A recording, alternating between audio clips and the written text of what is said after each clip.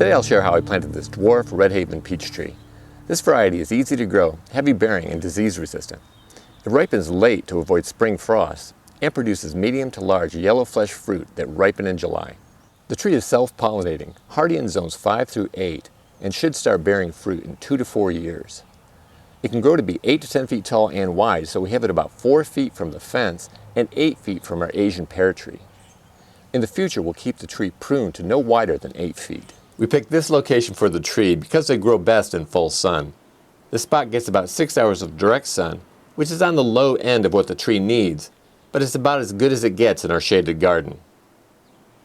I originally intended to purchase a bare root tree, but the supplier was out of stock, so I ordered a tree that came in a small pot. This option is supposed to provide a more developed root system. I kept the soil in the pot moist until I could plant the tree a couple days after it arrived. I dug a hole to the depth of the root mass and about twice its width, with the sides of the hole sloping slightly toward the center. I placed the removed soil in a 5-gallon bucket. The pot was long and narrow, which resulted in the roots growing straight down. Before planting, I loosened the roots and spread them out as they would naturally grow in the soil. I placed the tree in the planting hole so the highest root on the trunk was right at soil level and the grafted section was 2 to 4 inches above soil level. I backfilled the hole 2/3 of the way using the soil I had removed and stored in a 5-gallon bucket. I then thoroughly watered the hole and finished returning the native soil, just barely covering the highest root on the tree trunk and making sure the graft union was 2 to 4 inches above the soil. It's important not to bury the graft union of a dwarf tree because it can result in the tree growing to a standard-sized tree. You may have noticed that I didn't add compost or other organic matter to the potting hole. When compost is added, the tree roots tend to stay in the moist, nutrient-rich loose soil of the potting hole rather than branching out into the native soil in search of nutrients and water. This results in something similar to what you see in root-bound potted plants. The tree roots will circle around the interface between the potting hole and the native soil, and they'll have difficulty breaking out of that. As a result, you'll have a less healthy tree. The best place to add organic matter is to the soil surface. Our soil is already rich in organic matter and nutrients, so I didn't add compost. However, to suppress weeds and hold moisture in the soil, I mulched the area with a couple inches of free wood chips, keeping the chips about 6 inches from the trunk of the tree. Finally, I created a basin to retain water by building a small berm around the outside of the planting hole. Water will flow away from the trunk, but would be trapped by the berm to deliver more water to the root system.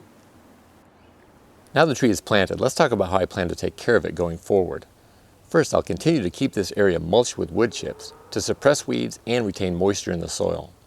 Second, I don't plan to fertilize the tree because the soil is already nutrient rich, and the wood chips will provide a slow release of nutrients over the years. I also encourage you not to use phosphorus fertilizers unless the soil test shows a deficiency, which is pretty rare in non-agricultural soils. Too much phosphorus inhibits mycorrhizal associations. Trees depend on these associations to uptake nutrients and water, and without them they have to put more energy into developing a root system rather than into growing and bearing fruit. Nitrogen is more likely to be the limiting factor, and it wouldn't hurt to add a slow-release nitrogen fertilizer to the soil surface after planting.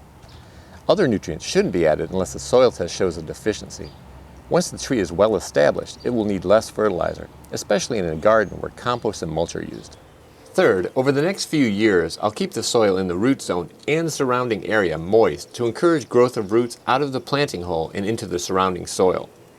We usually get enough rain here that I'll probably only have to manually water occasionally.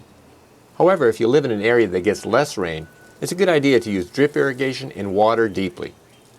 A few years from now, when the tree has a more established root system, it will require less watering. Finally, I won't be staking the tree. Research has proven that unstaked trees become established more quickly, develop more extensive root systems, and have stronger, thicker trunks. Staking may be helpful in some extremely windy areas where wind breaks like buildings and fences aren't nearby. In that case, it's best to loosely secure the tree to 2 stakes using a flexible rubberized chain or something similar. Stakes should be removed as soon as possible, usually after about a year.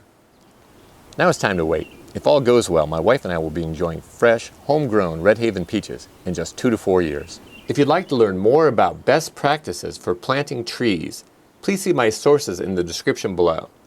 Well, that's all for now. Thank you very much for watching. And until next time, remember, you can change the world 1 yard at a time.